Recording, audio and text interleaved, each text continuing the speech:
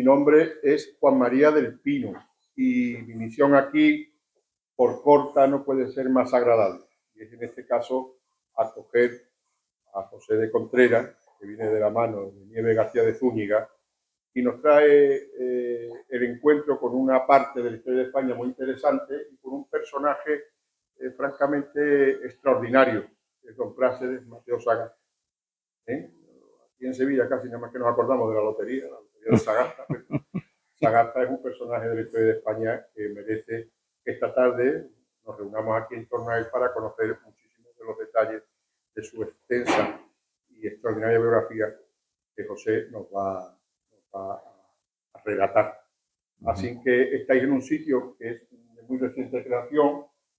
Este sitio es la extinción de la Revuelta, que muchos lo conocían porque está en la calle Siete Revueltas, pero por un problema de interpretación de un contrato, cual ha sido, lo cuento en medio minuto, es el contrato de aquel local estaba vencido, y como cualquier persona civilizada que cree en el derecho romano, cuando un contrato vence, tú le das la llave al dueño del local, de la casa, del cortijo o de lo que sea, y te vas a tu casa. Y allí no, allí se ha planteado, no, aquí no vamos a quedar como si fuera la aldea de los galos, y entonces pues nosotros, yo no tengo ni edad ni posición en lo intelectual y en lo personal para convertirme en un ocupa. Entonces hemos buscado este local, aquí en Los Remedios, que es un barrio absolutamente vivo, no es el pernicioso barrio en el que vivo, que es el centro, que está lleno de guiris y de indios, de tíos con los pies al aire, que yo no entiendo cómo. En fin, que lo que vamos a intentar es crear aquí sólidamente una asociación que está primero de vecinos como Asistente Arjona. Yo soy de Osuna y para honrar a mi tierra, a mi patria, le puse el nombre de uno de los mejores alcaldes que tuvo la ciudad de Sevilla, el Asistente Arjona, que además fue el creador de la Policía Nacional, y en esa tesitura estamos. Así que esta vuestra casa, venid cada vez que os apetezca, y sobre todo que las convocatorias intentaremos siempre que sean de la altura y del nivel que José de Contreras nos va a dedicar esta tarde. Que, por cierto, el segundo apellido es Saro. Saro. Hay un militar famosísimo, un general laureado, jiennense, que es el general Saro de la Guerra de África. Don Leopoldo Saro, sí. Es pariente mi bisabuelo, sí. Claro, bisabuelo. Estamos totalmente... En fin, vámonos para adelante. Bienvenido y muchas gracias a todos. Bienvenido. Muchas gracias. Bueno, darle las gracias a Juan María y al Círculo Plus Ultra por la invitación. Es un honor para mí hablar en este foro. Voy a intentar abordar uno de los temas más complejos de la historia, el 19, y además todavía más complejo, centrándonos en todo lo que fue el bagaje político, personal, histórico de Práxedes Mateo Sagasta. No solamente lo hago como investigador nacional, en este caso también lo hago como nieto en cuarto grado del protagonista.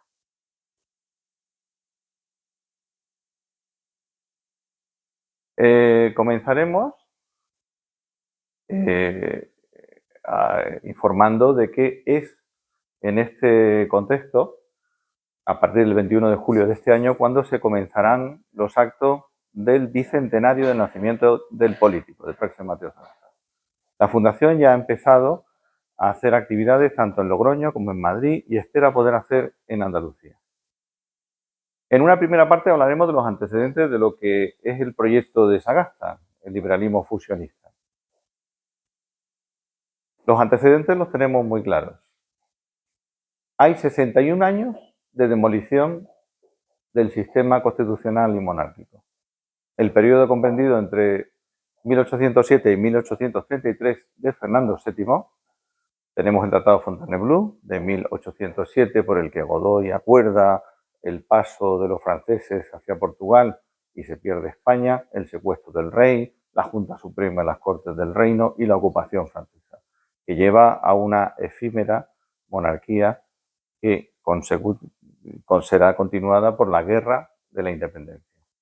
También confluye en el tiempo las epidemias por el Valle del Guadalquivir, que diezman la población, las crisis agrícolas y la pérdida de las colonias americanas, que no se empiezan a perder con Práxedes Mateo Sagasta, sino mucho antes. Las Cortes de Cádiz y la Constitución de 1812 establecen una reforma del Estado y por los principios del liberalismo hay un cambio de modelo en torno a la propiedad. Se abolen los señoríos, se abolen los mayorazgos de jurisdicción, se acaba con la multijurisdiccionalidad que existía vinculada al título de propiedad y se establece la jurisdicción única del Estado. Y la fiscalidad. Algunos años antes, el Marqués de Ensenada ya establece el padrón de contribución única en el Marqués de la Ensenada. Es el fin de los estamentos y se crea el concepto de ciudadano español libre e igual. También se produce la abolición de la ley sálica en 1833, lo que generará la escisión de los carlistas y las siguientes guerras carlistas entre el heredero, don Carlos, y su hermana, Isabel II. Es un modelo fallido que nos lleva a un segundo modelo, el de Isabel II, 1833-68. Aquí hablamos de una regencia de una niña con muy poca edad, que dependía de una corte que manipulaba su voluntad con el interés, en teoría, de la nación. Las guerras carlistas de las que ya hemos hablado, la independencia de las provincias americanas siguen sucediéndose y los escándalos de corrupción de toda índole. Desde la corrupción de la reina madre con la cuestión de terrenos en Madrid hasta la corrupción sobre la vida íntima de la reina Isabel II, entre otras. Estos dos modelos fallidos van a dar como resultado un sistema muy inestable. Un sistema en el que era complicadísimo la estabilidad social, política y económica.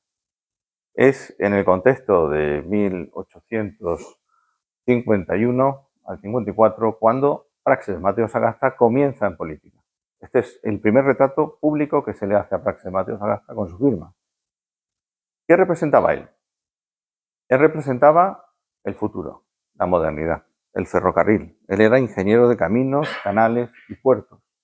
Él participa en la construcción del ferrocarril del norte, con las compañías inglesas y la compañía española. Además, tiene que conciliar tradición y modernidad. Algo muy complejo en una época en la que la tradición había pesado durante 1000 años. También Sagasta es un símbolo de modernidad y como tal visitará la exposición de París en 1889. Aquí tienen el cartel oficial de la exposición y la fotografía que él se hace en la Torre Eiffel junto con el ingeniero Eiffel, el constructor de la torre.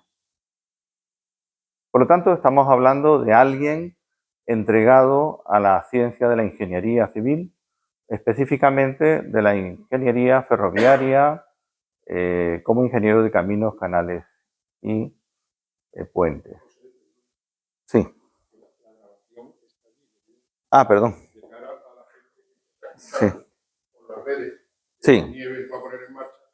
Bien. Aquí a lo mejor. Sí. Sí, es por explicar en la pantalla. Aquí tienen el puente de Sagasta, que le llaman. Es el puente que él edificará en Logroño y que da como resultado una breve anécdota. Era un recién diputado en el Congreso cuando un viejo militar le echó en cara: este Sagasta al final, ¿quién es? Un diputadillo de Logroño que se le conoce por haber hecho un puente. Aquel comentario despectivo de Sagasta generó una respuesta inmediata. Sagasta se dirigió con el mayor respeto hacia el general y le dijo: mi general, yo soy ingeniero y a mí se me conoce por haber hecho un puente. Pero a usted, ¿por qué batalla ganada se le conoce? Estamos en el verano, el 15 de agosto de 1856. Se suprimen las milicias nacionales. Es una medida aconsejada por O'Donnell, que está en el frente del gobierno, para intentar pacificar todo ese bullicio social y las constantes reivindicaciones que se van haciendo. Es en ese contexto cuando se llega incluso a cañonear el Congreso de los Diputados y cayendo un cascote de bala en el hemiciclo, Sagasta, que lo ven aquí, desafiante, lo cogió con un pañuelo y lo colocó en el acta de diputado y dijo que conste en acta. Era una forma de manifestación, aquel cascote que caía en el hemiciclo, que no iba a favor de lo que era el Parlamento.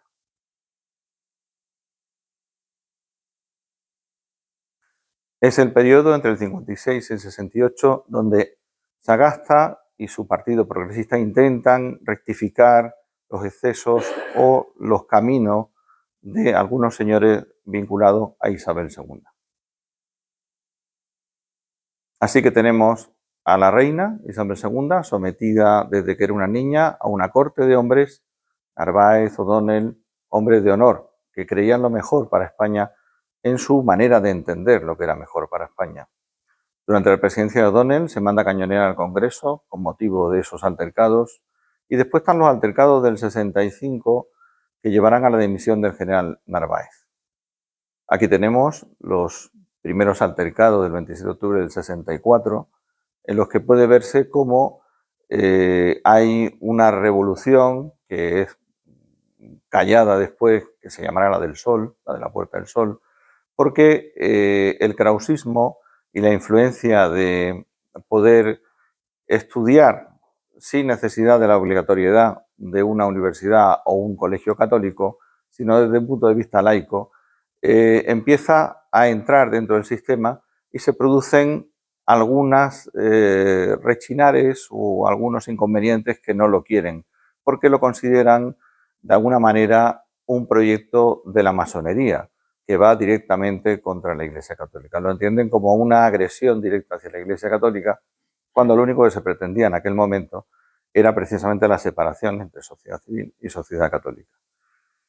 Es entonces cuando, a través de una carta que envía Castelar, y se publica en la prensa, y una serie de catedráticos que no lo condenan, se pide el cese del rector de la universidad, que no se llega a hacer. Y entonces surgen todos los movimientos contra él y lleva a, como ven aquí, la noche de San Daniel o la noche de Matadero Nota, del 11 de abril de 1865, en la que la Guardia Civil, unidades de infantería, caballería y ejército español reprimieron de forma sangrienta los estudiantes de la Universidad Central de Madrid que se manifestaban a favor de este tema, por el cese de Juan Manuel Montalbán en la Puerta del Sol. Él era el rector de la Universidad Central. Había sido depuesto días antes a raíz de esta carta de Emilio Castelar, reivindicando el krausismo o la separación entre la educación católica y la educación civil. Todo esto ocurrió durante el reinado de Isabel II, los días 21 y 22 de febrero de 1865. Pueden ver este grabado original de ese momento, publicado en Francia, en el que se describe la descarga contra los estudiantes. Aquello se consideró un abuso de poder y le valió la dimisión del general Narváez, que estaba al gobierno. Aquí pueden ver cómo la prensa de la época hacía mofa o hacía mella de cómo Práxedes había conseguido utilizar o reivindicar aquel acto para la caída de Narváez. En el periodo comprendido entre 1868 y 69 es cuando se crea el gobierno provisional, la Constitución del 69, se expulsa a Isabel II de España, que se refugia en París, y se tiene lugar la aprobación del gobierno provisional del 68, la Constitución del 69, como hemos dicho, y la elección de un nuevo rey por referéndum popular. Esto es algo inédito, es algo histórico. Nunca antes se había elegido un rey por referéndum popular.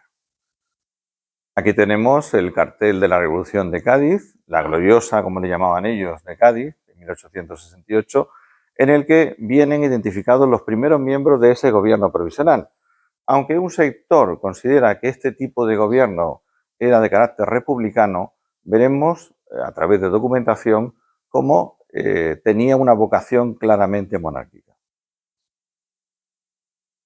Aquí tenemos el documento original en el decreto por el que se crea ese primer gobierno y los nombramientos de todos los ministros, entre los que se encuentra Práxedes Mateo Sagasta como ministro de Fomento. Aquí podemos ver a Sagasta junto a otros miembros del gobierno, posiblemente en Sevilla. ¿Qué pretendía ese gobierno provisional del 68? Pretendía ni más ni menos que expulsar a Isabel II y terminar así con todo el problema de las guerras carlistas, y todo el problema de la corrupción y todo el problema de la inestabilidad política, económica y social. Tengan en cuenta que, según se decía en la antipropaganda de la época, el gobierno se formaba con quien la reina bailaba en Rigodón. Era una manera que tenían de ridiculizar el gobierno de la época. El gran proyecto es la Constitución del 69, que se aprobará, como viene aquí, y que constituirá el cuerpo legislativo supremo de ese gobierno provisional y que será impuesto después en la elección de un nuevo monarca. Pero muy curioso que en una Constitución que algunos acusaban de republicana, venga en su artículo 52 y 53 los siguientes epígrafes. La soberanía reside esencialmente en la nación, de la cual manan todos los poderes. La forma de gobierno de la nación española es la monarquía. Llama la atención que una constitución que se supone que sería republicana, para algunos republicanos, realmente lo que defiende es, como gobierno, la monarquía. En el periodo comprendido entre 1870 y el 73, se crea entonces la monarquía de Amadeo de Saboya, que es elegido. Y sobre esto hay algunas anécdotas y algunas interesantes.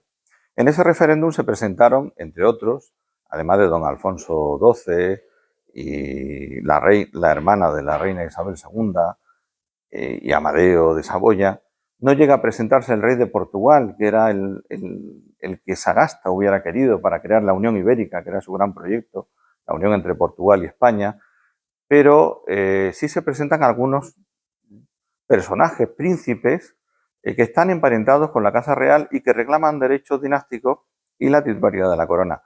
Entre ellos surgen los Hohenzollern-Signature, que aquí en Sevilla se les decía, aquí se ha presentado uno que se llama Ole Ole si me eligen. Aquí pueden ver cómo en este periodo el pobre Amadeo de Saboya solamente puede ser rey 2 años y 9 meses. Le llamaban el electo o el caballero. Se llegó a cambiar de dinastía. Gana y al final ese referéndum lo hace rey por voluntad popular. Pero este pobre rey, desde el Palacio Real de Madrid, el 11 de febrero de 1873, escribirá al Congreso una carta de abdicación en la que vamos a leer un párrafo concreto en el que nos va a demostrar o nos va a explicar cómo era la situación en ese momento. 2 largos años ha que ciñó la corona de España y la España vive en constante lucha, viendo cada día más lejana la era de la paz, de ventura que ardientemente anhelo.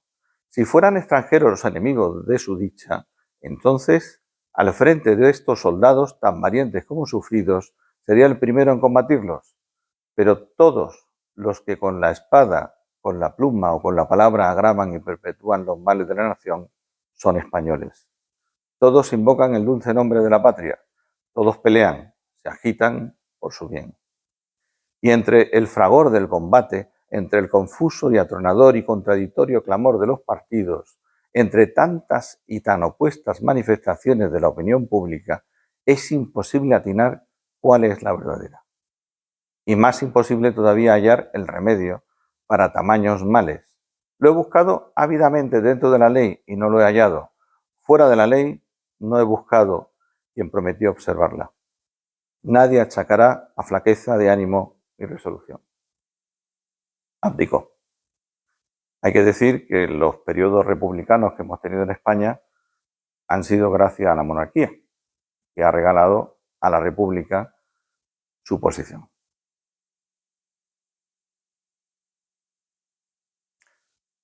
Con la salida de Amadeo de Saboya se vuelve a producir una agravación de la inestabilidad política, económica y social. Aquí podemos ver cómo en el gobierno de la Primera República no elegido, sino una república que viene por renuncia del rey, Estanislao Figueras y Moragas, primer presidente, estará como presidente solo 4 meses. Y Margal, 1 mes y 1 semana. Nicolás Salmerón, 1 mes y 19 días. Emilio Castelar, solo 5 meses. En ese primer periodo republicano, en 11 meses y 26 días, hubo nada más y nada menos que 5 presidentes de la República. Es un modelo muy inestable. Eso da lugar a la dictadura que impondrá Pavía, porque sí, también en la República existían dictaduras republicanas. No a caballo en el Congreso, como se dice que entró, pero sí el general Pavía hizo llegar una nota al presidente de las Cortes, Nicolás Salmerón, ordenándole que, que abandonaran los asientos y depusieran el Congreso. No lo hicieron y al final la Guardia Civil los desalojó, disolviendo las Cortes y dando fin al régimen parlamentario republicano. Tras el golpe de Estado de Pavía, se convoca a todos los partidos, excepto a los cantonistas, contranistas y carlistas, para formar un gobierno de concentración nacional que daría el poder al general Serrano, comenzando así la dictadura republicana. Esa dictadura durará más de lo que habían durado los 4 presidentes de la República anterior, un año, entre el 3 de enero de 1874 y 29 de diciembre del 74, en la que Francisco Serrano Domínguez es presidente de la República y nombra como presidente del gobierno, en algún momento de la legislatura, a Praxedes Mateo Sagasta.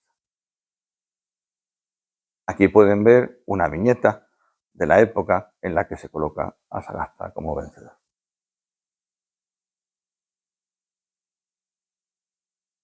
De la monarquía al alzamiento militar a monarquía parlamentaria y constitucional. Aquí hay algo importante que destacar. Del 29 del 12 del 74, el general Arsenio Martínez Campo, ante un batallón de 15.000 hombres en un olivar de Sagunto, proclama rey Alfonso XII, rey de España, hijo de Isabel II. Sin que el gobierno de la Primera República, presidido por el general Serrano y cuya presidencia del gobierno recaía en Praxedes Mateo Sagasta, tomase represión alguna más allá de un simple panfleto diciendo que se tomarían medidas, pero no se tomaron. El rey fue proclamado y él y esos 15.000 hombres, con relativa facilidad, pudieron hacer un cambio de régimen.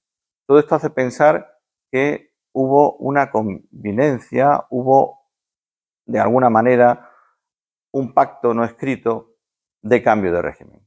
España estaba agotada, no estaba preparada para la República, era un modelo nuevo y no estaba dando las garantías que se esperaban. Mientras el 29 del 12 de 1874 Martínez Campos proclama a Alfonso XII rey, Sagasta está enterrando a su hija Esperanza en el cementerio de Madrid. Así es como a través del golpe militar y con la ayuda de la dictadura republicana se restauran los derechos dinásticos de la Casa Borbón España, en la figura del rey Alfonso XII, pero sujeto a condiciones que tendrá que aceptar si quiere ser rey de los españoles. Tras la experiencia vivida, se intenta establecer un equilibrio entre el pueblo español, monarquía y poder ejecutivo. El rey mantiene el título de rey por la gracia de la Constitución y del pueblo español, aunque por defecto en algunos documentos siga apareciendo por la gracia de Dios. El rey es restaurado en sus derechos dinásticos y sucesorios, de los que dinama su autoritas y poder o soberanía. El rey cede el poder temporal o soberanía al pueblo, que ejerce la soberanía nacional a través de sus representantes políticos, que son elegidos democráticamente en las urnas y ejercerán el poder ejecutivo. Tengan en cuenta que el concepto de la soberanía nacional es un concepto que surge con la Revolución Francesa y es un concepto nuevo, ¿no?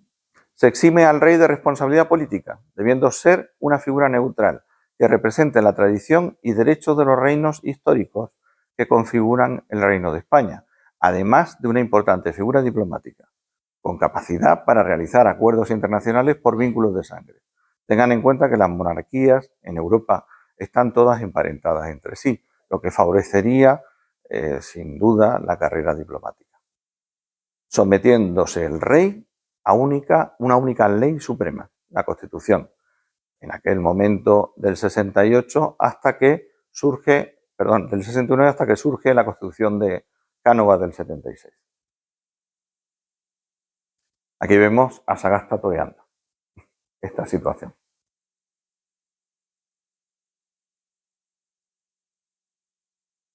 En todo ese contexto surge el proyecto, el segundo gran proyecto político después de la Constitución del 69, que ya ha sido abolida por la del 76, que es el Partido Liberal.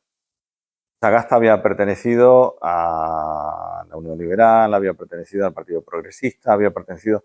Pero el Partido Liberal, tal cual, unionista o fusionista, es su aportación a la política.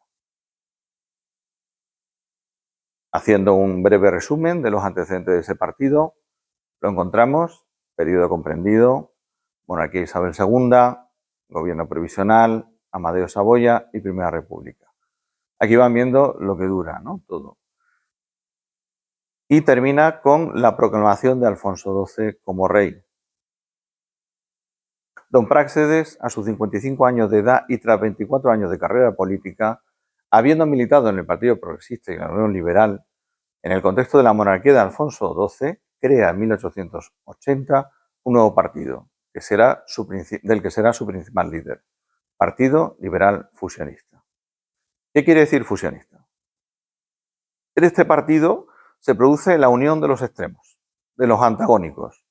Hay militares enfrentados a Cánovas del Castillo que pasan al Partido Liberal Fusionista, entre los que se encontraba el propio Martínez Campos, que será ministro de Guerra durante 5 años con Sagasta, o el que proclamó en Sagunto,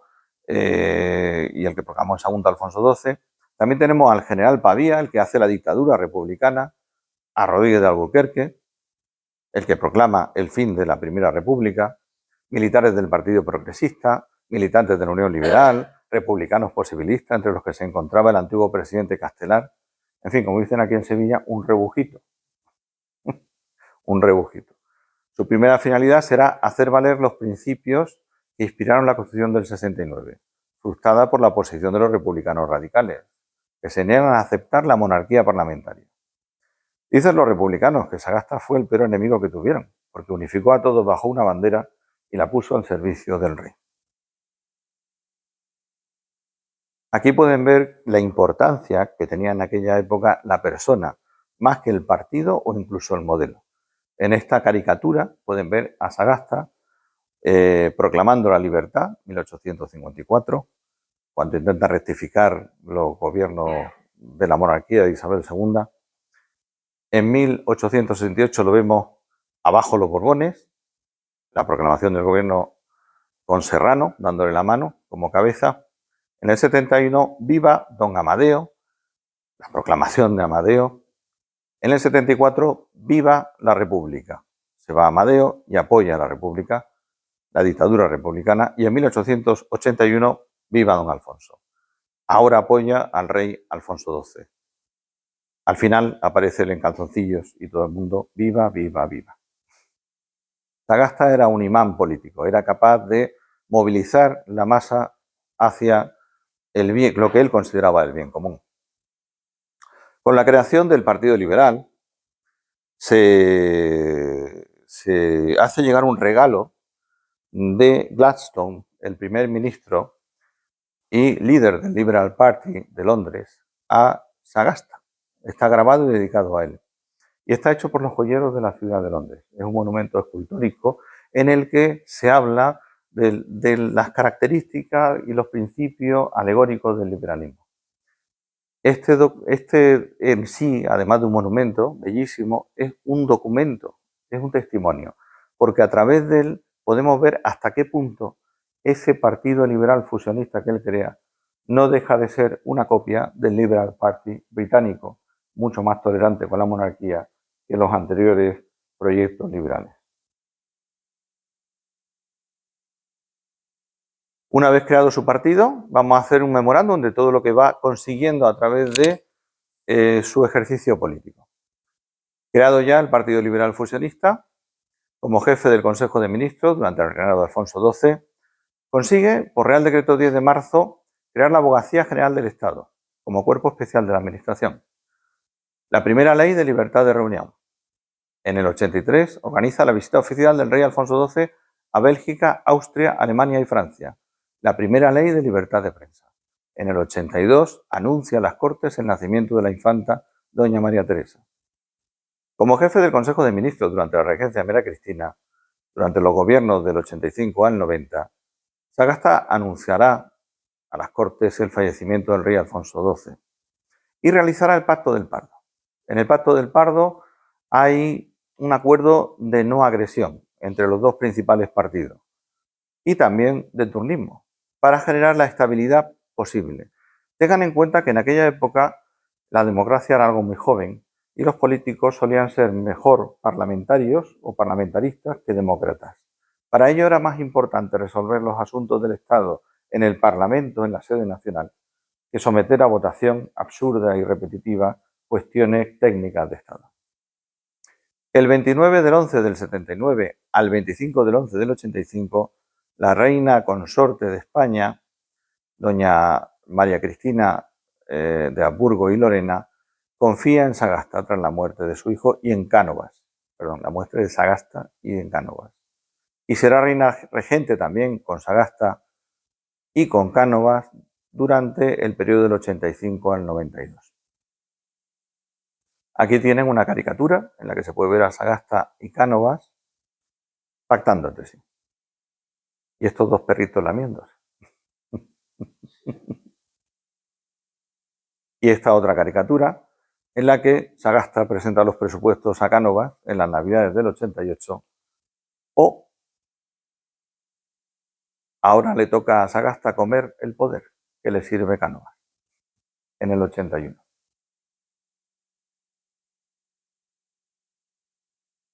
Se siguen avanzando en los procesos de reforma legislativa a través del Partido Liberal Unionista. Se reforma el Código de Comercio del año 1854, que ha permanecido intacto hasta hace poco. Anuncia a las Cortes el nacimiento del rey Alfonso XIII, la gran esperanza para el trono español. El 30 de junio promulga la primera ley de asociaciones, primer antecedente histórico de la Ley Orgánica de Asociaciones. En el 89, el Real Decreto del 24 de julio crea el primer Código Civil español. No lo crea Sagasta, pero es un proyecto liberal que se hace en los gobiernos de Sagasta. En 1890 es bailío presidente para España de la Orden de Caballería del Santo Sepulcro de Jerusalén y fundador del capítulo de Madrid. Autoriza el sufragio universal masculino. Saca la primera ley, en el 90, de libertad de asociación religiosa. La primera ley de partidos políticos, la de regulación sindical, la Comisión de Reformas Sociales y la primera ley sobre accidentes laborales. La primera ley del jurado. También habrá un desarrollo en la ley de puertos. Hay un mayor dinamismo diplomático en política exterior. Nuestro país inaugura sus primeras embajadas en Alemania, Italia, Gran Bretaña y Austria. Imagínense, no teníamos embajada ni diplomático en esos países. Consigue crear la estabilidad necesaria para continuar con el proyecto iniciado por Cánovas de la restauración de la corona.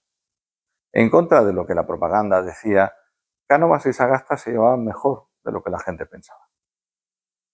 Aquí vemos a Sagasta repartiendo el poder, la tarta del poder.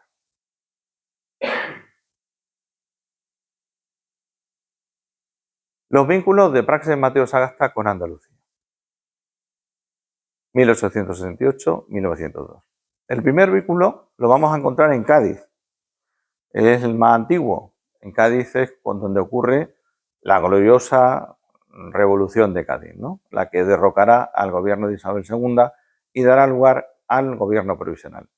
En Cádiz tenemos la calle Sagasta, que lo conmemora y lo recuerda.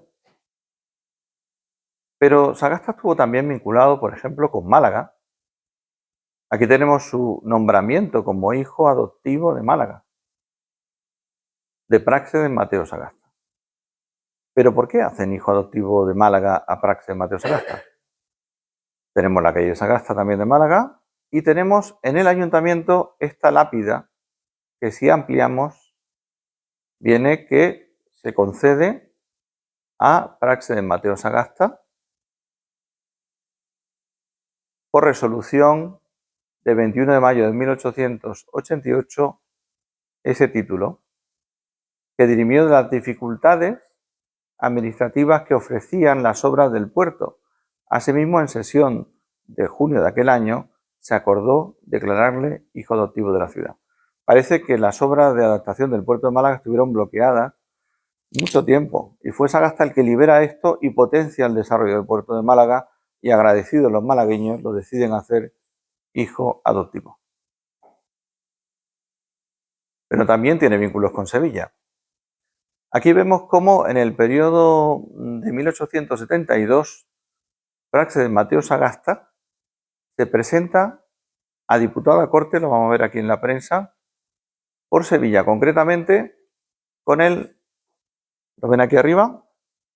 Segundo por la Magdalena, Praxedes Mateo Sagasta. Por San Vicente, Francisco de Paula Candau.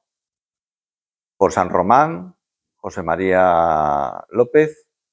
Por Carmona, Eduardo Bermúdez. Por Cazalla, Antonio Parias. Por Écija, Leonardo García Leániz. Por Marchena, Francisco de Paula Candau. Por Morón, José Corbacho. Por Sanlúcar la Mayor, Antonio de Arístegui, bisabuelo de Gustavo Arístegui, hasta que se resuelven las pequeñas dificultades, porque hay una candidatura que no llega a cuajar en ese momento.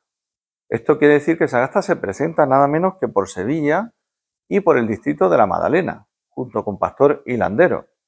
Aquí podemos ver otra reseña de prensa en la que se vuelve a mostrar a Praxedes Mateo Sagasta diputado segundo por el distrito de Sevilla, y a su hermano Teodoro diputado por Almansa, en Albacete.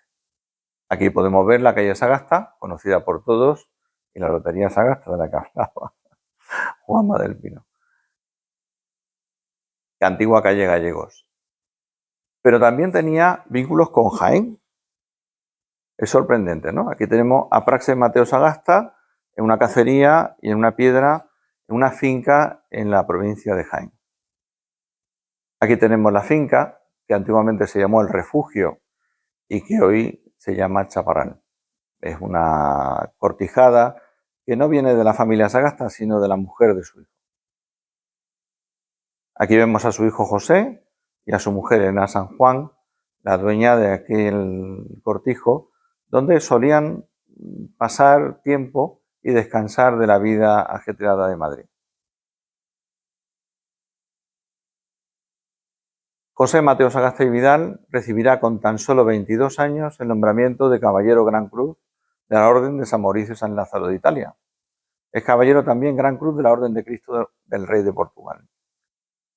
Desde el 81 era diputado a Cortes por el distrito de Almansa. En el 83 casa en Madrid con Elena San Juan.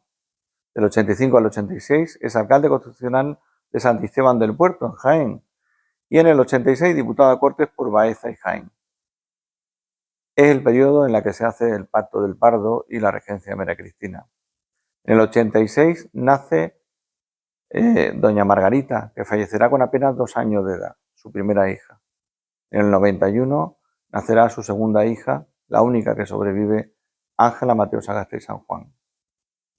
En el 94, en Madrid, fallece y su cuerpo es llevado al Panteón de Manuel León Moreno, en Aquillo, pariente de Elena San Juan.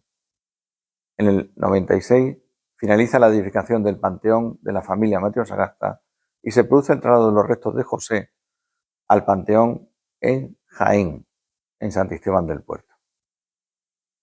Aquí vemos el artículo de prensa de la muerte de José, el hijo de Sagasta.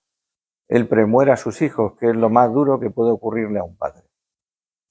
Aquí vemos las cartas de pésame que la propia reina María Cristina mandará a Sagasta por la muerte de su hijo. Y esta es la carta de contestación de Sagasta, que se conserva en el Archivo General de Palacio, agradeciendo a la reina regente su apoyo y sus pésames y su preocupación por la situación personal y la muerte de su hijo. Aquí tenemos el panteón que llegan a edificar en el cementerio municipal que hemos dicho, en cuyo interior se conservan los restos mortales, como ven en la reja, en memoria de José Mateo Sagasta. Pero ¿qué relaciones tenía Sagasta con la Iglesia? Hemos visto un panteón con la cruz católica y Sagasta siempre fue recordado como un gran masón. Vamos a estudiar este tema. Aquí tenemos la partida de bautismo de Praxedes Mateo Sagasta. Praxedes Mateo Sagasta es bautizado en un pueblo de La Rioja, en Torrecilla de Cameros, Y aquí podemos ver el bautismo de Praxedes Mariano Mateo Sagasta, que era como se llamaba, hijo, como pueden ver, ¿no?, de un niño que nació el día 21 y se bautizaba el día 22, un día después, de 1825. Y este es el pueblo con la parroquia de San Martín, donde fue bautizado.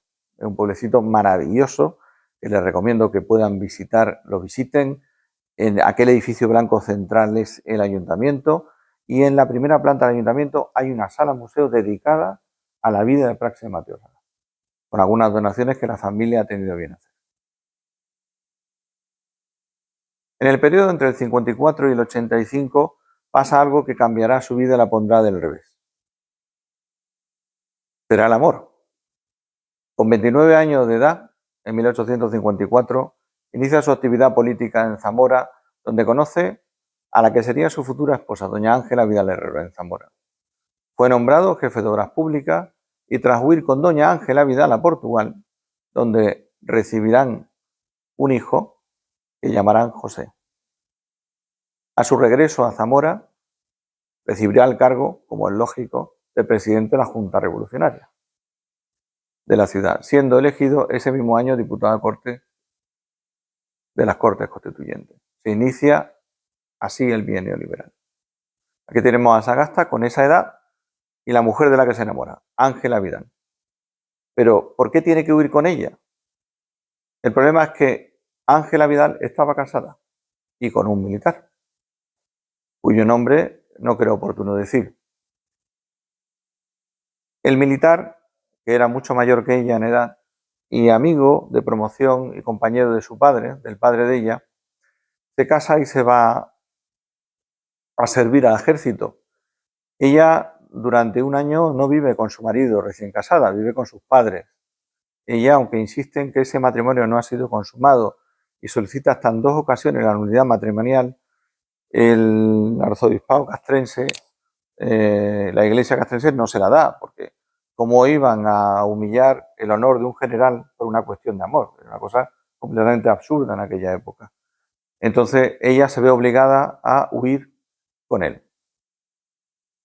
Y están 31 años viviendo, como se diría, en pecado, hasta que ella queda viuda y un mes después contrae matrimonio en la Iglesia Católica en 1885.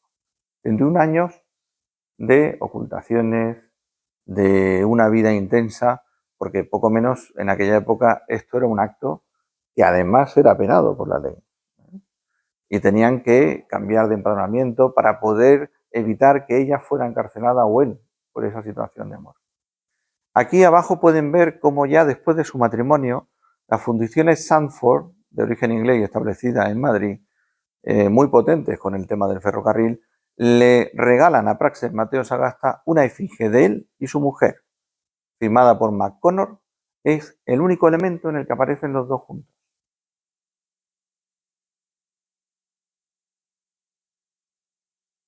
Otro hecho del que se habla con la Iglesia o que lo puede identificar con la Iglesia a favor o en contra sería la propia Constitución del 69. Aquí vemos que en el artículo 21 se dice expresamente que la nación se obliga a mantener el culto de los ministros de la religión católica. La Constitución recoge eso, pero también recoge que a algunos españoles que profesen otra religión, que no sea la católica, se le puede aplicar. Está hablando de la libertad de culto.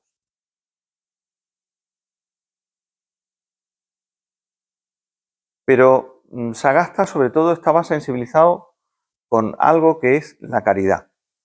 Sagasta destaca en la epidemia de Madrid en 1865, que era entonces director del diario La Iberia, porque en esa epidemia que diezmó a la población de Madrid, él, a riesgo de su vida, llega a meter enfermos dentro de las instalaciones de su periódico y llega a atenderlos personalmente, jugando su vida.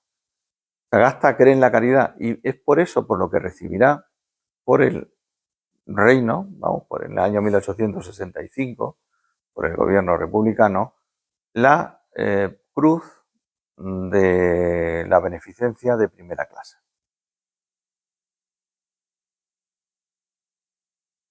Y ese sentido de la caridad lo unirá con un joven obispo, el cardenal, que después será el cardenal Sancha, que será declarado obispo de Ávila y tiene un encontronazo. Ávila era un lugar donde Sagasta solía ir a veranear, estaba cerca de Madrid, le permitía volver con rapidez si tenía que atender algún asunto de Estado, y hasta hace poco se conservaba una casa identificada como la Casa de Sagasta. Don Eduardo Duque, que ha sido diputado de la Diputación Provincial de Ávila y especialista en la historia de esta ciudad, nos cuenta cómo eran la vida entre los Rodríguez Sacristán, los Sagasta y las familias de allí. En ese contexto, el pobre obispo viene de Burgos, lo hacen obispo de Ávila y lo primero que se encuentra es el secuestro de su boletín diocesano. La masonería le ha plagiado el boletín diocesano y está empezando a publicar noticias contra el matrimonio religioso o contra la doctrina de la Iglesia. Gracias a Dios se encuentra a estos responsables y se les da justicia y se les pone ante la ley. A partir de ahí existe una conexión entre Sagasta, líder de los masones como veremos, y Sancha. Les unía algo tan importante como la caridad. El lema del blasón del obispo era la quema del celo por la caridad. Y llega a fundar las Hermanas de la Caridad del Cardenal Sancha, dedicada a atender a enfermos. El Cardenal Sancha se convierte en alguien fundamental en la vida de Praxedes Mateo Sagasta. Y en este sentido les recomiendo que, si tienen oportunidad, puedan leer la obra de Carlos María García Nieto, que aquí os muestro. Él es sacerdote de Toledo, doctor en historia, hizo su tesis doctoral sobre el Cardenal Sancha. Hay dos grandes, voluminosos tomos en los que él relata con toda clase de detalles cómo es la evolución y la biografía del Cardenal Sancha.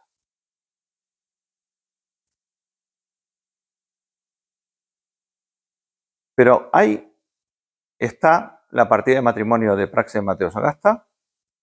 Aquí podemos ver el centrísimo señor don Praxedes Mariano Mateo Sagasta con Ángela Vidal en la parroquia de San Sebastián de Madrid, donde contraen matrimonio. Adivinen quiénes son los padrinos. Sus dos hijos. Llevaban los anillos nupciales. ¿Y cómo resuelve el problema de los hijos?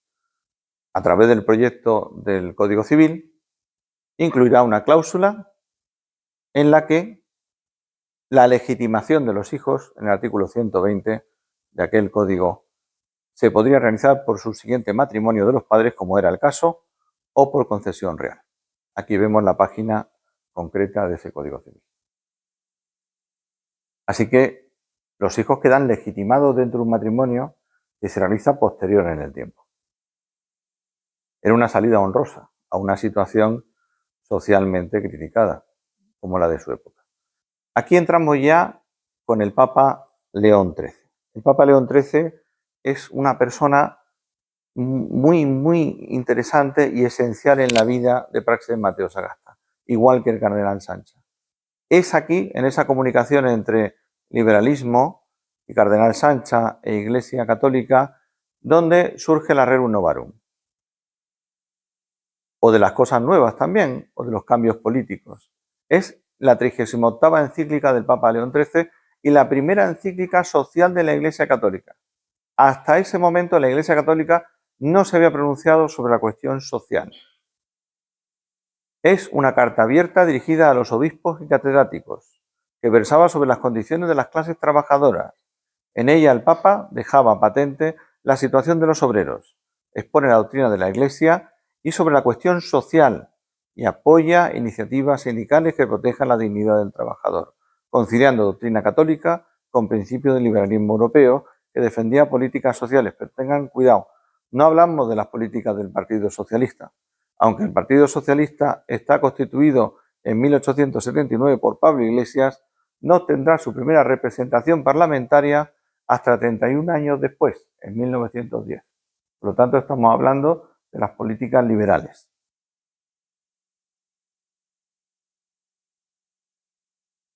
Aquí podemos ver un documento interesantísimo que fue publicado y prologado por el secretario perpetuo de la Real Academia, don Eloy Benito Ruano, en el que figura Práxedes Mateo Sagasta como caballero de la Orden del Santo Sepulcro de Jerusalén. Pueden ver aquí. Fíjense el año, 1866. Y podemos ver cómo 4 años más tarde, este mismo Práxedes Mateo Sagasta figura como presidente de la Orden en España, de 1890 al 93. ¿Pero qué pinta ahí un masón? Es la pregunta que todos nos haríamos, ¿verdad? Parece una contradicción. Si sabemos que esta orden, además, es la que depende directamente del sumo pontífice y sabemos que es la más cercana al Papa, ¿qué sentido tiene un masón ahí? Aquí tenemos algunos caballeros de la Orden del Santo Sepulcro, a la que él perteneció, junto con algunos gentiles hombres de su santidad y también mayordomos de su santidad, con sus trajes tradicionales. Y don Alfonso XIII, con su hábito de la Orden del Santo Sepulcro de Jerusalén a la española. Ocurre otro hecho. En 1894, y esto va a empezar a dar luz a todo, en la legislatura del 94 al 95, gracias a la Fundación Práxedes Mateo Sagasta, que ha digitalizado todos los discursos parlamentarios de Práxedes Mateo Sagasta y que con un buscador potente pueden buscar sobre cualquier cosa de la que se debatió o habló en el Parlamento, tenemos un debate sobre la figura del monarca. Les hago una introducción. Se pretende que Sagasta se pronuncie sobre su posición en la masonería y la posición, concretamente, que afecta a la monarquía sobre la masonería. Sagasta se defiende diciendo que él no cree que se deba dar explicaciones de algo que no constituye en sí un delito, pero al mismo tiempo aprovecha para hacer un testimonio público.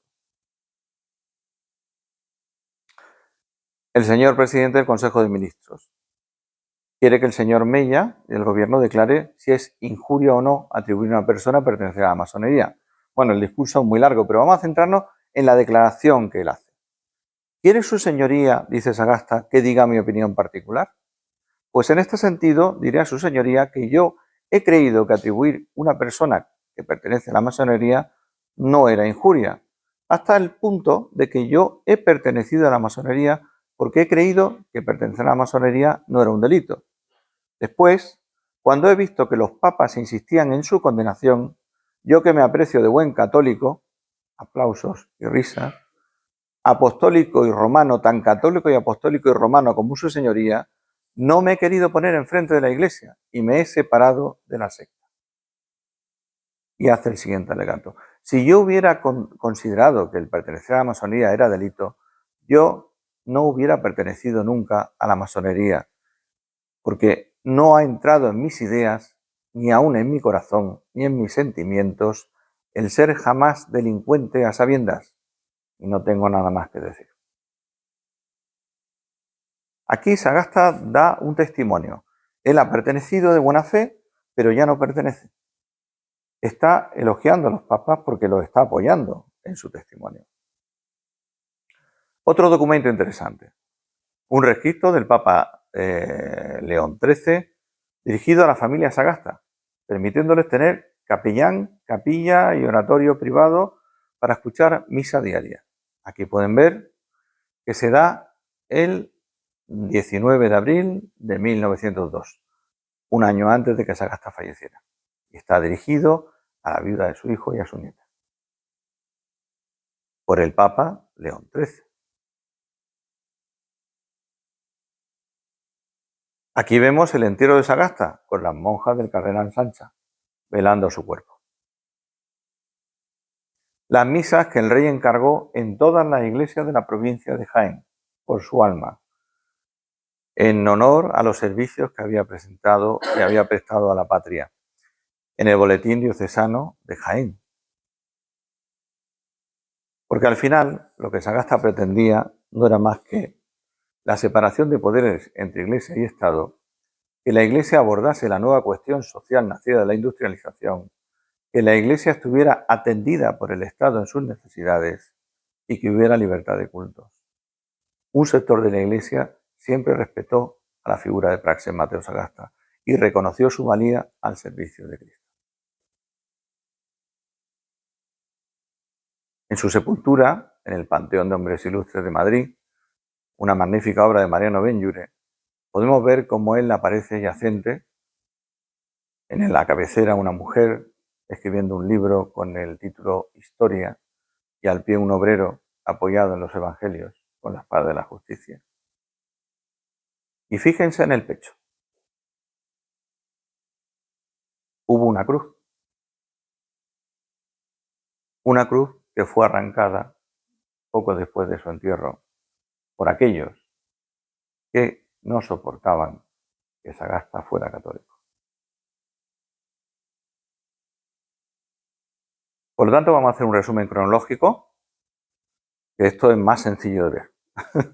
Ponemos en orden todos los hechos de los que hemos hablado. Tenemos el bautizo de Sagasta, con 17 años se va a la Escuela de Ingenieros de Madrid. La masonería solía captar entre las academias militares y las escuelas de ingenieros y arquitectos adeptos, gente joven que no era muy experimentada, a los que les abrían nuevas posibilidades. Lo mismo ocurre con muchos clubs americanos de universidades americanas hoy día. Desde el 42, que coquetea con la masonería, hasta el 51, en el que por su cuestión de enamoramiento y su cuestión personal hay una separación clara con la Iglesia, tenemos un Sagasta que permanece 37 años en la masonería, hasta que en el año 1876 obtiene el grado 33, o gran comendador, y en el año 76, 7 de marzo, el de gran maestre. Pero algo ocurre, porque el 30 de noviembre de 1880, casi 4 años después de su nombramiento de gran maestre, hace una renuncia irrevocable de todos sus cargos. En el 82 conoce al obispo Sancha. En el 85 se casa por la Iglesia Católica con su mujer. En el 86 es caballero de la Orden del Santo Sepulcro y conde del Sagrado Palacio de Letrán en Roma. En el 90 es bailío presidente de la Orden y en el 91 el Papa hace la Rerum Novarum. Es caballero de la Orden del Toisón y nace su nieta Angelita. En el 92 el cardenal Sancha es arzobispo de Madrid, Alcalá. Y en el 86 casa a su hija Esperanza en el domicilio de Sagasta. Pero sigue la evolución. En el año 94 fallece su hijo José y su viuda, con una hija de 3 años, va a Sierra Morena, a un lugar que durante un tiempo fue llamado El Refugio y después fue llamado Fuencaliente, Cortijo de Don Juan, La Sagastina y hoy día Chaparral de la Virgen. En el año 94 renuncia públicamente a la secta. A partir de ese momento ya no una renuncia privada, es una renuncia pública y esto tiene consecuencias. Hay una radicalización de los extremos entre la masonería y la Iglesia Católica. En diciembre de 1895, según recoge don Carlos María García Nieto en su obra, a través de unos textos que se encuentran en el archivo secreto del Vaticano que él publica, se encuentra en Roma el cardenal Sancha para recibir el capelo cardenalicio. Al mismo tiempo, Guillermo de Aliata, presidente del Comité Central Ejecutivo de la Unión Antimasónica, con la aprobación del Papa León XIII, del que también fue su camarero honorario, le envía una carta a Monseñor Serafino Cretoni, nuncio apostólico de España y su auditor. En esa carta, Aliata le pide a Cretoni que concierte una cita con el cardenal Sancha, con la esperanza de que pueda influir en el clero para crear un comité nacional antimasónico en España. Del 28 al 30 de 1896 se crea el primer Congreso Internacional Antimasónico presidido por Aliata y en él asistirá el cardenal Sancha como presidente, o mejor dicho, más que como presidente, como promotor del Comité Nacional Antimasónico. El presidente era el cardenal primado de España. En el año 1897 fallece Ángela, su mujer, el amor de su vida. Asesinan de un disparo a Antonio Cánovas del Castillo, solo 6 meses después. Del 29 al 31 de agosto tiene lugar en Basilea, Suiza, el primer Congreso Sionista Internacional. Para la organización sionista se funda el sionismo internacional como una estructura internacional de todos los judíos para la consecución de un único fin, la recuperación de Israel como tierra de los judíos. El 1 de noviembre de aquel mismo año, el National City Bank de Nueva York, fundado por Moses Taylor, se convierte en el primer banco a gran escala de Estados Unidos en establecerse en el extranjero y viene a Europa. El 10 del 12 del 98, la firma del Tratado de París. 1902, Sagasta proclama a Alfonso XIII rey de España y recibe el rescripto del Papa León XIII a favor de él y su familia. Con 74 años, en 1903, muere. La familia recibe el espadín del rey y se encarga por el rey los sepelios por su alma y su tumba será dañada. La carta del cardenal Sancha al nuncio Seferino Cretoni, que reproducimos literalmente aquí, dice que sobre el encargo que le hace Aliata de crear un comité nacional antimasónico, le contesta a Serefino Cretoni: creí que no debía rehusar dicho encargo, tratándose de combatir una secta diabólica que es el enemigo más formidable que hoy hace la guerra a la religión, a la moral, a la Iglesia y al orden social.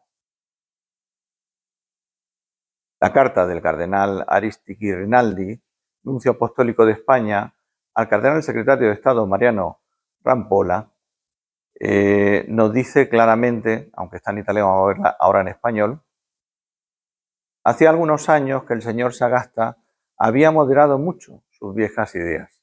Se expresaba en términos muy obsequiosos hacia la religión y el Santo Padre, habiendo sido acusado no hace mucho. Tengan en cuenta que eso fue en 1894 y esto es una carta que se escribe por su muerte en 1903.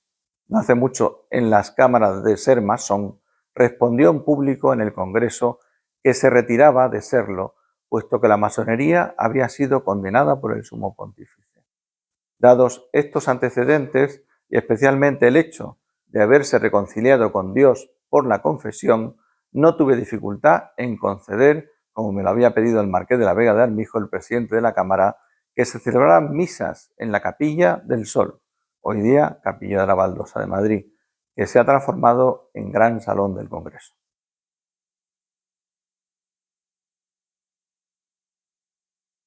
Sagasta recibe su reconocimiento y funda su casa en 1891.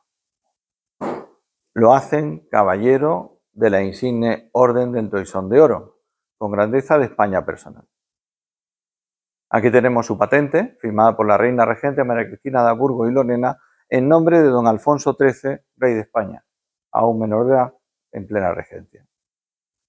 En la patente, si la ampliamos, hecha en francés, que era el idioma de la corte, podemos ver en su traducción: a todos aquellos aquí presentes, saludos.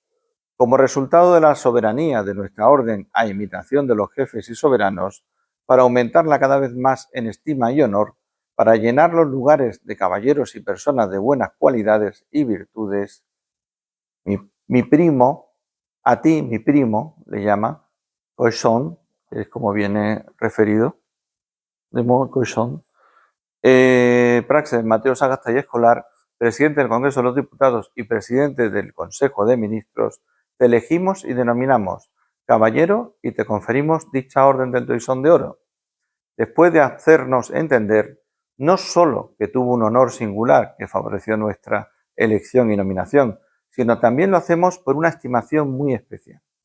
Aquí habla de los lazos de afecto y de confianza entre la corona y Praxedes Mateo Sagasta, en un momento muy difícil, que era la restauración, la regencia, con un niño no nacido, pero que nació varón y que llegó a ser rey. dado en Madrid, 22 de enero del año de gracia de 1891, el sexto de nuestra regencia. Vidit Gonzalo. Aquí viene la publicación en la Gaceta de Madrid del nombramiento, junto con el nombramiento del duque de Medina Sidonia y príncipe de Montalbán. El nombramiento de Sagasta como caballero del Toisón es una de esas excepciones, puesto que la orden del Toisón se reservaba a jefes de Estado o a príncipes, como pueden ver, o grandes de España. Es una de esas excepciones en las que por primera vez se da a alguien que no es de origen noble, descendiente de La Rioja, pero que ha alcanzado la nobleza por sus propios méritos personales. Aquí tienen la máxima condecoración, el Toisón. Este es el collar que la familia conserva. El original se devuelve a la corona, te quedas con la patente, pero te autorizan a hacer una copia con un eslabón menos, para que no sea igual que la original. Esta es la que se conserva en la familia. Pero ¿por qué Sagasta reacciona de esa manera? Como un liberal, ahora resulta que está preocupado por cuestiones de órdenes de caballería. Todo el mundo sabe que la orden del Toisón está dividida en dos ramas, la austriaca y la española. Para la austriaca es una orden de caballería católica y para la española una condecoración civil, la mayor que otorga el Estado español. Todo esto viene de la Guerra de Sucesión española. Es una orden civil de Estado, considerada el mayor honor conferido por el Estado español. Se otorga por un miembro de la Casa de Habsburgo, la rama austriaca, en nombre de la rama española, de Alfonso XIII, rey de España. Don Praxedes Mateo Sagasta recibe el tratamiento de primo, que es como se denominaba en el protocolo a los grandes de España. Aunque Sagasta no pertenecía a la nobleza titulada, ahora adquiere el reconocimiento de noble de privilegio por la concesión del collar de la insignia Orden del Toisón y el rango de grande de España, ambas dignidades vitalicias y no hereditarias. Lo convierten en parte de la estructura nobiliaria del reino. Sagasta sabía, cuando recibe esta condecoración, que era una condecoración. Por eso, cuando el greffier de la orden se pone en contacto con él para pedirle su genealogía y su escudo de armas, Sagasta responde, pero esta condecoración me la dan a mí o a mis antepasados. Él además, según recogen en el memorial, presenta como escudo de armas las iniciales de sus apellidos, indicándole, aquí tiene vuestra excelencia, copie mis iniciales, que mi linaje lo empiezo yo. ¿Pero por qué? Había una guerra entre nuevos nobles que se ennoblecían a través de títulos nobiliarios otorgados por Alfonso XII y Alfonso XIII y viejos nobles que pertenecían a la antigua nobleza. Sagasta no quería entrar en ese debate. Sagasta no quiere ser instrumento de legitimación de una orden de caballería, pues él sabe perfectamente que hablamos de una condecoración. Él cree en la nobleza liberal, aquella que dice, mis hechos son mi nobleza, aquella que se demuestra cada día, no la que se hereda.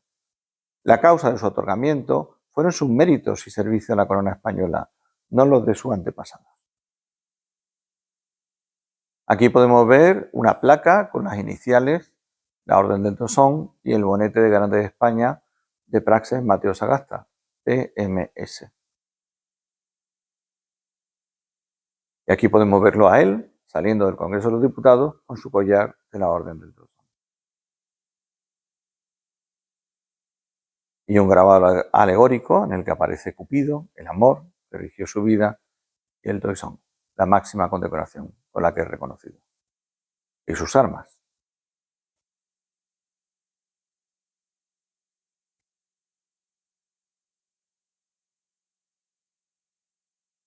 En esta parte hablaremos del desastre del 98, mitos y realidades.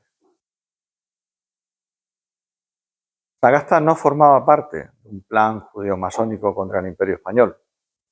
El origen del conflicto hispano-cubano y filipino y americano lo encontramos en la radicalización y choque internacional entre masones y Comité Central Ejecutivo de la Unión Antimasónica, que se crearán previos a esa guerra.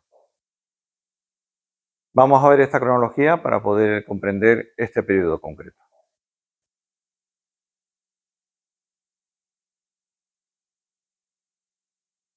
Aquí podemos ver cómo Sagasta pertenece a la línea roja a la masonería y cómo mientras él es miembro de la masonería y concretamente aparece como grado 33, gran comendador y gran maestre, la resolución de la guerra de Cuba de los 10 años queda resuelta inmediatamente. En el 78 se resuelve.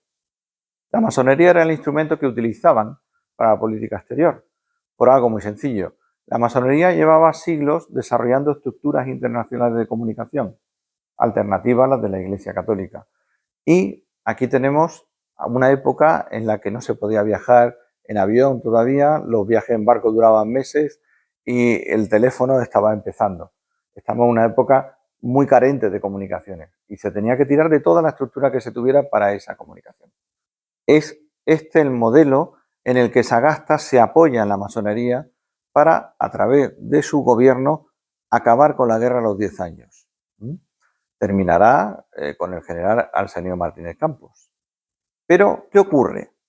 Después hay una separación privada y ocurren una serie de hechos que se relacionan.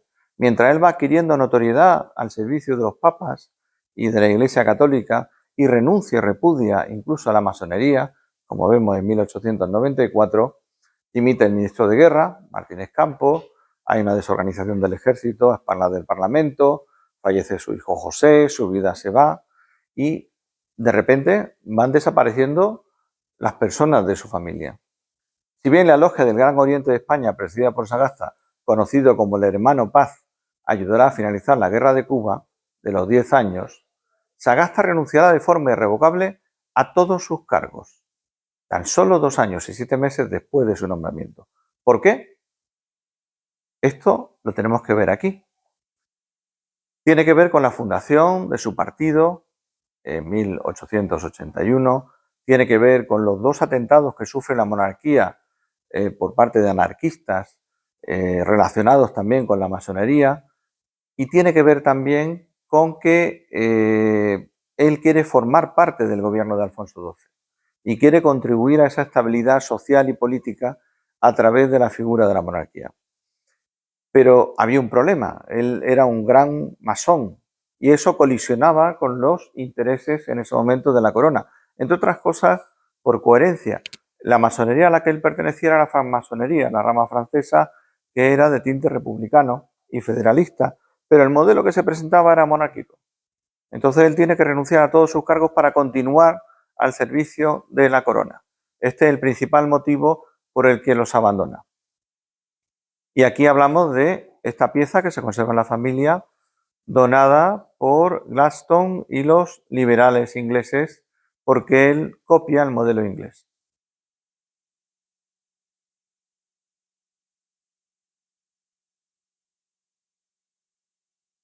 Con la renuncia irrevocable de Praxedes Mateo Sagasta de la masonería, empieza una crisis sin precedentes.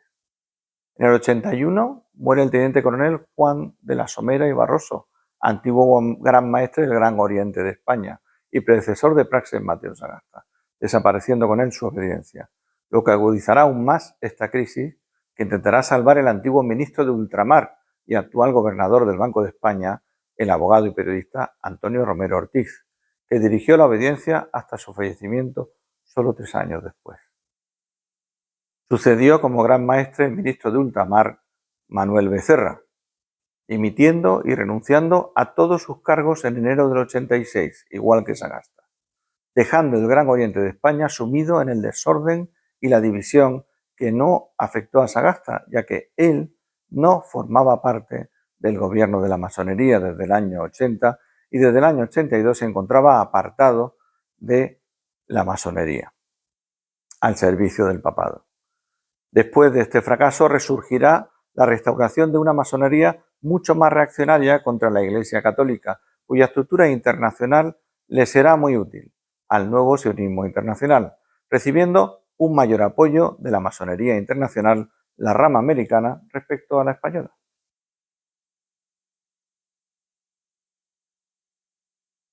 La masonería norteamericana, como hija de la masonería regular británica, utilizará conceptos y símbolos procedentes del misticismo judío, procedentes de la Cábala y que en todos los casos son alegóricos al último rey de Israel, Salomón. Aquí pueden ver las imágenes de la logia de Washington, las columnas que representan el mundo continental y americano, los 3 cirios que representan el número 3, que es un número importante en la masonería, y el ojo que todo lo ve. Aquí vemos la gran logia de Ohio a la que perteneció McKinley, el presidente americano que declara la guerra a España siendo presidente Sagasta. La virtud del silencio y del amor, dice.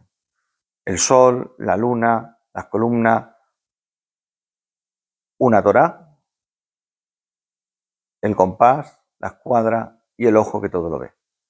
El gran oriente de España, el ojo que todo lo ve y una serpiente que se muerde la cola. Todo esto son símbolos que ahora veremos. La logia de Puerto Rico, la estrella de David y el sol. La logia de Cuba, el triángulo, la representación del arquitecto.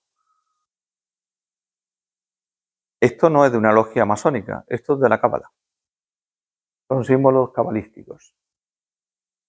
Esto también, el gran sello de Salomón.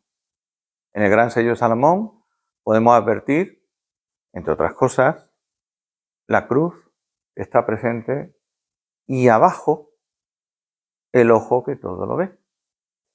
De manera que hay una relación directa entre los símbolos de la Cábala y del sionismo y la masonería. Más allá, en la Masonería Unida de Inglaterra y Escocia, podemos ver incluso textos en hebreo junto a lo que parece representar el Arca de la Alianza, un símbolo de Salomón. Y a ambos lados, unos ángeles con una particularidad. De cintura para abajo tienen cuerpo de cabra. Esos ángeles y esa deidad que representa a través de la escritura sagrada judía y el Arca de la Alianza, que se representa después en el ojo que todo lo ve, y esos ángeles están inspirados en una antigua deuda. Aquí la vamos a ver. Aquí hay cómo los caballeros templarios de la masonería de Francia, en un rito de iniciación, rinden homenaje a una imagen de Baphomet. Aquí está menos dulcificado, ¿verdad? No tiene cara de persona, sino de macho cabrío, y sobre la cabeza hay una antorcha, la antorcha del conocimiento. ¿Pero qué es Baphomet? ¿Por qué está presente en los símbolos de las logias masónicas? ¿Y qué relación tiene con la masonería internacional? Aquí vemos una representación de él. Y aquí vemos una representación del diablo según el tarot de Marsella. Si se fijan, se parece, pero no es exactamente lo mismo. Solve, disuelve, coagula. Controla. El control sobre la materia. Y de su parte inferior surge un caduceo, el símbolo de la secta de los herméticos del Antiguo Egipto. Sobre su cabeza, la estrella de David. ¿Qué es esto? Esto es un ídolo que, mire, aquí aparece representado con 3 cabezas. El número 3 es muy importante. Este es el gran secreto del grado 33. ¿Quién es el maestro? Aquí lo tenemos. Baphomet es un ídolo pagano. Su introducción en el culto esotérico procede del templo de Salomón, donde en la primera cruzada se estableció un grupo de caballeros que participan en la recuperación de Jerusalén en el año 1099 por llamamiento del Papa Urbano II y que comenzarán a ser llamados los caballeros del templo, después templarios. En esta representación se alternan símbolos de la cábala judía, como la estrella de 5 puntas o la antorcha, que representa la sabiduría, con símbolos herméticos, la sociedad creada en el Antiguo Egipto durante la dinastía Ptolomea por Hermes Trismegistos, el 3 veces maestro, y por ello incluye el caduceo, símbolo de la vida y del conocimiento supremo. También símbolos mesopotámicos, como puede ser la cabra o el ser alado. El nombre de Baphomet ha sido ampliamente interpretado, pero desde el punto de vista etimológico griego, procede de la unión de los términos griegos que significan bautismo de sabiduría. Desde la Cábala, Baphomet se leería a la inversa, que con la separación de las letras 3, 1, 1, 1, 2, quedaría Tem o H, P, A. templi omnium hominem pacis, hombre de paz en el templo de todo. Representa la paz tras la reconstrucción del templo, haciendo referencia al templo de Salomón, al que sirvió el demonio Enépsijos, que podía tomar 3 formas, y le ayudó a Salomón a encerrar a 72 demonios en vasijas de bronce selladas con símbolos mágicos. Así lo podemos leer en la obra El Testamento del Rey Salomón y en la llave menor del Rey Salomón. Para nosotros, la tradición judía, el Baphomet es el símbolo de la desobediencia de Salomón a Dios, por lo que es castigado y pierde su pueblo. Frente a la rectitud del rey David, amante de Dios, Salomón desobedece el Deuteronomio que prohibía el matrimonio con mujeres paganas y casándose con algunas mujeres, entre ellas seguidoras de Astarte, contamina a esa religión judía convirtiéndola en algo diferente. Dios lo castiga y pierde su pueblo. Para el cristianismo es una de las manifestaciones del mal supremo, que pretende la negación de Dios, cuya veneración está íntimamente ligada al paganismo y el satanismo, como lo demuestra la creación de la secta satánica de Anton Sandor Lavey en Estados Unidos en 1966. Y con esto terminamos. Ahora vemos una clara relación entre lo que es la conversión de Sagasta, la radicalización de los dos frentes, como por una parte el bloque antimasónico choca contra el bloque masónico y en ese empeño son utilizados de alguna manera por parte del sionismo para crear una fortaleza en Estados Unidos, a través de la cual podrán reclamar sus derechos sobre el Estado de Israel, como más tarde llegaron a hacer. Para ello debían de liquidar la zona de zona con influencia española, como por ejemplo eran las colonias españolas. Y así es como comienzan a cuestionarse los intereses de España que se colisionan con los de Estados Unidos.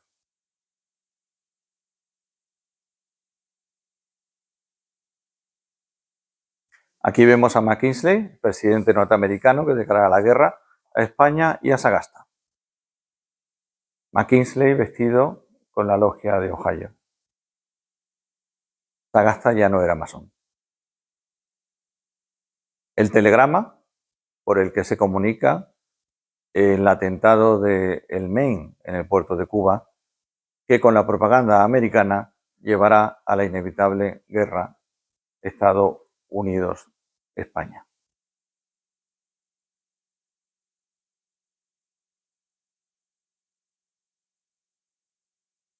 La guerra tuvo unas estadísticas terribles. Aquí podemos ver los muertos en combate, los heridos, porque no fue una guerra, fueron 3 guerras al mismo tiempo. La guerra de Filipinas, la guerra de Cuba y también la guerra contra Estados Unidos.